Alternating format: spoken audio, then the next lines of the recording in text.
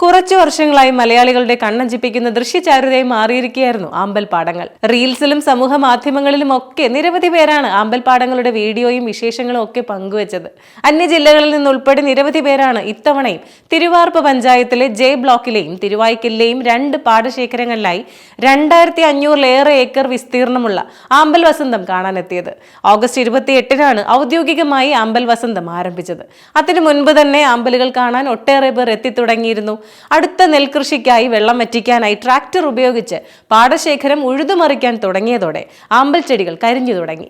അതുകൊണ്ട് ഈ കണ്ണഞ്ചിപ്പിക്കുന്ന ദൃശ്യചാരുതയ്ക്ക് താൽക്കാലിക വിട നൽകി ഇനി അടുത്ത വർഷം വരെ കാത്തിരിക്കാം. കാർഷിക ഗ്രാമമായ മലരിക്കലിൽ 150 വീടുകളാണ് സ്ഥിതി ചെയ്യുന്നത്. 70 ദിവസം കൊണ്ട് 2 കോടിയിലേറെ രൂപയുടെ വരുമാനം ലഭിച്ചതായാണ് മലരിക്കൽ ടൂറിസം സൊസൈറ്റിയുടെ കണക്ക്. വള്ളങ്ങൾ, വീടുകളിലെ പാർക്കിംഗ് എന്നിവയ്ക്ക് പുറമെ അമ്പൽപ്പൂക്കൾ വിറ്റും ടോയ്ലറ്റ് സൗകര്യം ഒരുക്കിയുമാണ് പ്രാദേശിക ജനത വരുമാനം നേടിയത്. 170 വള്ളങ്ങളാണ് പാടത്തിറക്കിയത്. ഒരാൾക്ക് മണിക്കൂറിന് നിരക്ക് 100 രൂപ. ഫോട്ടോഷൂട്ടിനും മറ്റും സമയമനുസരിച്ച് നിരക്കിൽ മാറ്റം വരും. പാർക്കിങ്ങിന് വീടുകളിലെ ഗേറ്റ് തുറന്നിട്ട് നൽകി. 30 രൂപയായിരുന്നു നിരക്ക്. ദിനം പ്രതി 1000 രൂപ വരെ ഒരു കുടുംബത്തിന് വരുമാനം കിട്ടി.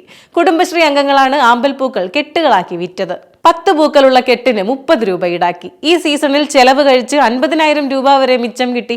ടോയ്ലറ്റ് സൗകര്യവും വീടുകളിൽ ഒരുക്കി. ചെറിയ കടകൾ, റെസ്റ്റോറന്റ്, ഹോം സ്റ്റേ എന്നിവയ്ക്കും വരുമാനം കിട്ടി. ഗ്രാമീണ ടൂറിസത്തെ പ്രോത്സാഹിപ്പിക്കുന്നതിനായി 2018 മുതലാണ് മലരിക്കൽ ടൂറിസം സൊസൈറ്റിയുടെ നേതൃത്വത്തിൽ ആമ്പൽ ഫെസ്റ്റ് ആരംഭിച്ചത്. സഞ്ചാരികളുടെ വരവ് വർദ്ധിച്ചതോടെ സംസ്ഥാന സർക്കാർ റോഡ് നവീകരണത്തിന് 5 കോടി രൂപ അനുവദിച്ചിരുന്നു. കാഞ്ഞിരം മുതൽ മലരിക്കൽ വരെ 2 കിലോമീറ്റർ ദൂരം റോഡ് ഉയരവും വീതിയും കൂട്ടാനുള്ള നടപടികൾ ആരംഭിച്ചു. കാഞ്ഞിരം ജെട്ടിയിലെ പാലത്തിന്റെ അറ്റകുറ്റപ്പണിക്ക് 37 ലക്ഷം രൂപയും അനുവദിച്ചിട്ടുണ്ട്.